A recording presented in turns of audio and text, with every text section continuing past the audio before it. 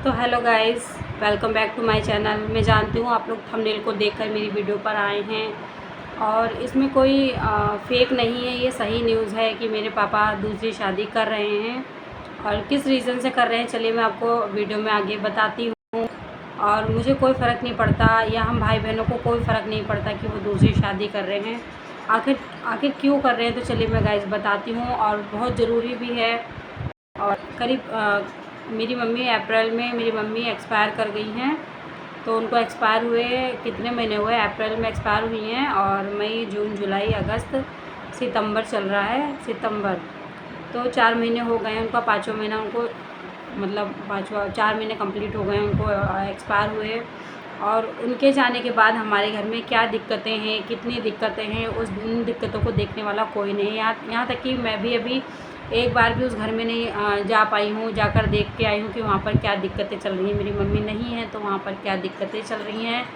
और बहुत सारे रिश्तेदार, अड़ोस पड़ोस के लोग, ये सब लोग भी मेरी वीडियो को इसको देखेंगे। और तो मैं उन सब के लिए मैं कहना चाह रही हूँ कि हाँ, मेरे पापा दूसरी शादी कर रहे हैं। इस बात की मुझे बहुत ज़्यादा खुशी है, क्योंकि आने वाले टाइम में मेरे पापा को 2 रोटी देने वाला भी कोई नहीं होगा।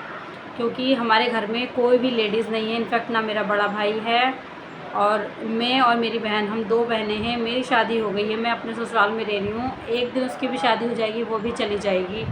तो लड़कियां कभी भी अपने मायके को नहीं देख पाती हैं, उनको ले देकर अपना ससुराल ही देखना होता है। और उसके बाद भाई अभी छोटा है, तो कम से कम इतना छोटा भी नहीं है। उसकी इंटर उसने कर लिया है, ग्रेजुएशन वगैरह उसका चल रहा है। और इतना लेकिन उसकी शादी अभी नहीं करेंगे, क्योंकि इस दिक्कत की वजह से कि घर में कोई खाना बनाने वाला नहीं है, तो इस दिक्कत की वजह से उसकी शादी नहीं कर दी जाएगी। और उसको भी अपना करियर बनाना है, तो उसकी शादी अभी करनी नहीं है। साथ में मेरे पापा का ना ही कोई भाई है, ना ही मतलब मेरे पापा से बड़ा कोई भाई है, ना ही उनका कोई छोटा भाई है। वो एक हैं और इतनी बड़ी फैमिली, इतनी ज़्यादा प्रॉपर्टी है कि उसको संभालने वाला भी कोई नहीं है, जिसके कारण पापा को ऐसा कदम उठाना पड़ रहा है। आज ये सिचुएशन है उस घर की। मैं तो सिर्फ आपसे बता रही हूँ, अगर वहाँ जाकर देखती तो शायद मुझे बहुत बुरा लगता, क्योंकि ऐसी सिचुएशन है। पापा मेरे ग्राम प्रधान हैं, उनको इतना ज़्यादा काम रहता है, प्लस ग्राम प्रधान तो है ही हैं, साथ में उनकी गौशाला भी है। हमारी काफ़ी बड़ी गौशाला है जो ऑन द प्रोसेस है, बस चल रहा है उसका काम।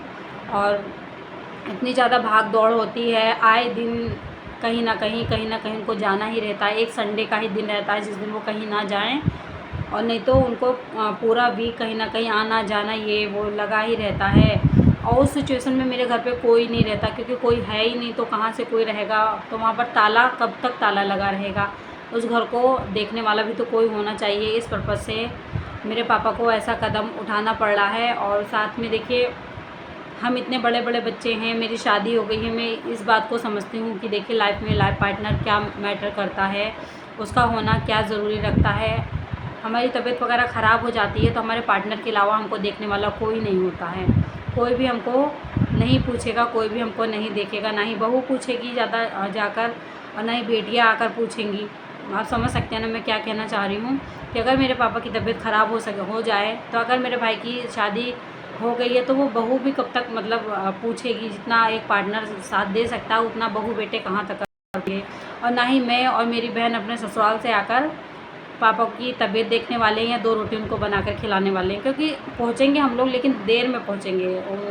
और जिनको ज़रूरत है हमारी, उस टाइम हम उनके सामने नहीं खड़े हो सकते। तो ये सब जो प्रॉब्लम्स हैं उनको देखते हुए ये पापा का फ़ैसला मुझे बहुत सही लगा, और मैं पापा के इस फैसले से बिल्कुल एग्री हूँ। और उनको ऐसा करना भी चाहिए, क्योंकि आने वाले टाइम की जो दिक्कतें हैं उनको देखते हुए ये कदम उठाना बहुत ज़रूरी है। और घर में कोई भी नहीं है देखभाल करने वाला, कम से कम इस बहाने कोई घर में आ जाएगा, देखभाल होगी, और साथ में पापा की भी होगी। और कोई रिश्तेदार या कोई भी आने जाने वाला घर में पहुंचता है तो कम से कम एक गिलास को पानी देने वाला तो कोई होगा। आज ये कंडीशन है कि हमारे घर में कोई जाता है तो उसको पानी पिलाने वाला भी कोई नहीं है। तो ये सब देखिए कितनी बड़ी दिक्कतें हैं। और मेरे पापा का लाइफ इतना ज़्यादा बिजी है कि मैं क्या ही आप लोगों से बताऊं। और सुबह के 5 बजे ही उठ जाते हैं, और उसके बाद उन्हें चूल्हा चौका, घर का काम सब कुछ मैनेज करना रहता है। और तो पास के गांव में मेरी बुआ रहती है, सगी बुआ हैं, तो वो भी काफ़ी एजेड हैं, तो कब तक वो मेरे घर पर पड़ी रहेंगी। और यही सब सोचकर बुआ लोगों ने ये सब कुछ फ़ैसला लिया है। और ऐसा नहीं है कि पापा ने हम लोगों से डिस्कस नहीं किया, हम लोगों तक भी बात गई है और मैंने भी पापा को पूरा सपोर्ट किया और मैं आगे भी उनको सपोर्ट करूँगी, क्योंकि वो कोई छोटे बच्चे नहीं हैं, अच्छी खासी एज के मैच्योर पर्सन हैं, देश विदेश वो घूम कर आए हैं, उनको इतना ज़्यादा सेंस और माइंड है कि वो क्या कर रहे हैं, आगे वाले टाइम में कैसा क्या होने वाला है, तो उसके अकॉर्डिंग वो अपने आप को प्रिपेयर कर रहे हैं। और करना भी चाहिए भाई, अपनी लाइफ को जीने का इंसान को पूरा हक है।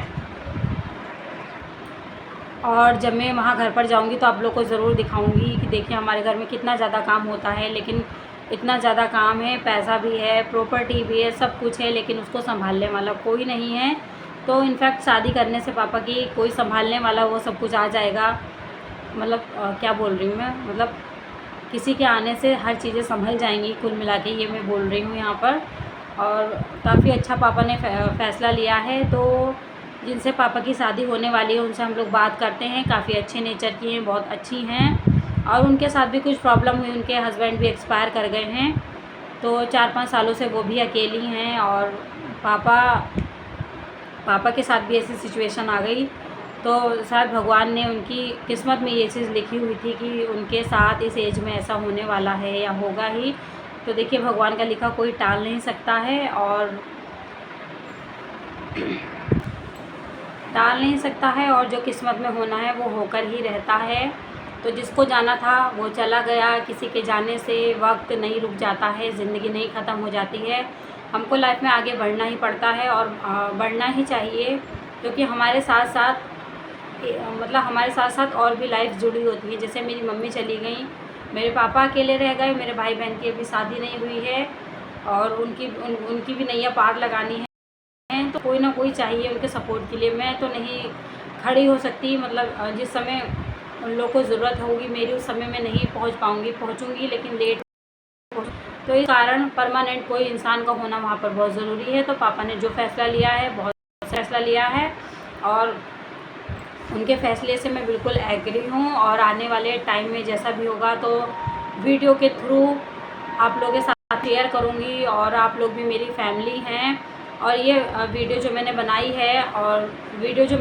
है तो ये जो रिश्तेदार और आस पड़ोस के लोग हैं जो मेरे वॉच करते हैं, क्योंकि आने वाले टाइम में वो मेरे से क्वेश्चन करने वाले हैं, तुम्हारे पापा ऐसा कर रहे हैं, वैसा कर रहे हैं, ये है वो है। तो बस इसीलिए मैंने ये वीडियो बनाई है, क्योंकि भाई वीडियो जो देखेंगे वो चीज़ वो मेरी फीलिंग को समझेंगे कि हाँ सही बात है या क्या है क्या नहीं है।